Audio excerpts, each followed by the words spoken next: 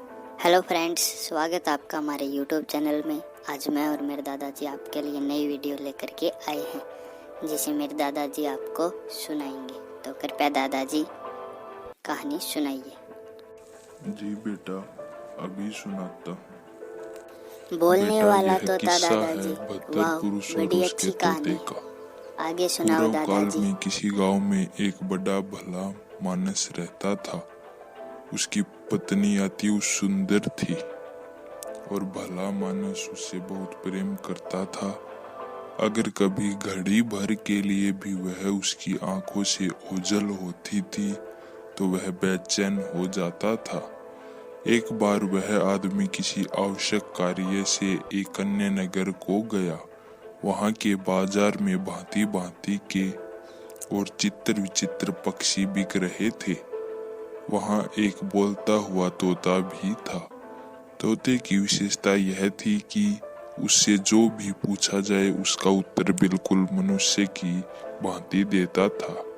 इसके अलावा उसमें यह भी विशेषता थी कि किसी मनुष्य की अनुपस्थिति में उसके घर पर जो जो घटनाएं घटी होती थी उन्हें भी वह उस मनुष्य के पूछने पर बता देता था। बेटा सुनो, कुछ दिनों बाद उस भद्र पुरुष का विदेश जाना हुआ। जाते समय उसने तोते को अपनी पत्नी की सुपुर्द कर दिया कि इसकी अच्छी तरह से देख रेख कर सके। वह परदेश चला गया और काफी समय बाद लौटा। लौटने पर उसने अकेले में तोते से पूछा कि यहाँ मेरी अनुपस्थिति में क्या हुआ। उसकी अनुपस्थिति में उसकी पत्नी ने खूब मनमानी की थी और शील के बंधन तोड़ दिए थे। तोते ने अपने स्वामी को सारा हाल कह सुनाया। स्वामी ने अपनी पत्नी को खूब डांटा फटकारा कि तू मेरे पीठ पीछे क्या क्या हरकतें करती है और कैसे कैसे गुल खिलाती है। पत्नी पति से तो कुछ न बोली क्योंकि बातें सच्ची थी, लेकिन वह सोचने लगी कि यह बातें उसके पति को किसने बताई। पहले उसने सोचा कि शायद किसी सेविका ने यह काम किया है। उसने एक एक सेविका को बुलाकर डांट फटकार कर पूछा, किंतु सभी ने कसमें खा खा कर कहा कि हमने तुम्हारे पति से कुछ नहीं कहा है। स्त्री को उनकी बातों का विश्वास हो गया और उसने समझ लिया कि यह कार्रवाई तोते ने की है। उसने तोते से कुछ न कहा क्योंकि तोता इस बात को भी अपने स्वामी को बता देता, किंतु वह इस फिक्र में रहने लगी कि किसी प्रकार तोते को अपने स्वामी के सम्मुख झूठा सिद्ध करे और अपने प्रति उसके अविश्वास और संदेह को दूर करे। फिर क्या हुआ दादाजी?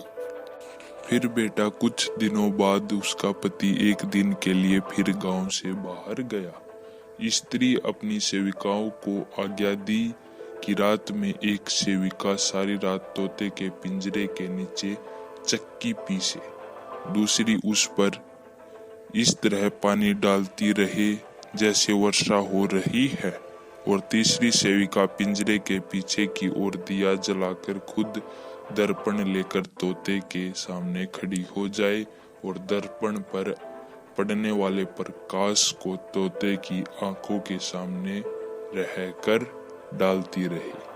सेविकाएं रात भर ऐसा करती रही और भोर होने के पहले ही उन्होंने पिंजरा ढक दिया। फिर क्या हुआ दादाजी? फिर दूसरे दिन वह भद्र पुरुष लौटा तो उसने एकांत में तोते से पूछा कि कल रात को क्या क्या हुआ था। तोते ने कहा, हे स्वामी, रात को मुझे बड़ा कष्ट रहा।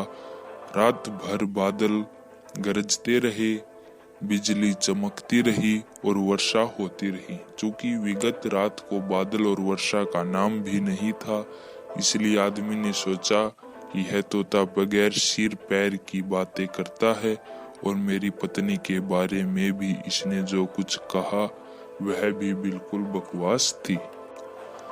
उसे तोते पर अत्यंत क्रोध आया और उसने तोते को पिंजरे से निकाला और धरती पर पटक कर मार डाला। वह अपनी पत्नी पर फिर विश्वास करने लगा, लेकिन यह विश्वास अधिक दिनों तक नहीं रहा। कुछ महीनों के अंदर ही उसके पड़ोसियों ने उसकी पत्नी के दुष्कृत्यों के बारे में ऐसी ऐसी बातें कही जो उस तोते की बातों जैसी थी। इससे उस भद्र पुरुष को बहुत पछतावा हुआ कि बेकार में ही ऐसे विश्वास पात्र तोते को जल्दी में मार डाला। फिर मछुआरे ने इतनी कहानी कहकर गागर में बंद दैत्य से कहा कि बादशाह ग्रीक ने तोते की कथा कहने के बाद अपने मंत्री से कहा, तुम दुश्मनी के कारण चाहते हो कि मैं दुबा हकीम को, जिसने मेरा इतना उपकार किया है और तुम्हारे साथ भी कोई बुराई नहीं की है, निरपराध ही मरवा डालूं। मैं तोते के स्वामी जैसा मूर्ख नहीं हूँ जो बगैर सोचे समझे ऐसी बात जल्दबाजी में करूं। फिर क्या हुआ दादाजी? फिर बेटा मंत्री ने निवेदन किया, महाराज, तोता अगर निर्दोष मारा भी गया तो कौन सी बड़ी बात हो गई। न स्त्री का दुष्कृत्य कोई बड़ी बात है, किंतु जो बात मैं आपसे कह रहा हूँ वह बड़ी बात है और इस पर ध्यान देना जरूरी है। फिर आपके बहुमूल्य जीवन के लिए एक निरपराध व्यक्ति मारा भी जाए तो इसमें खेद की क्या बात है।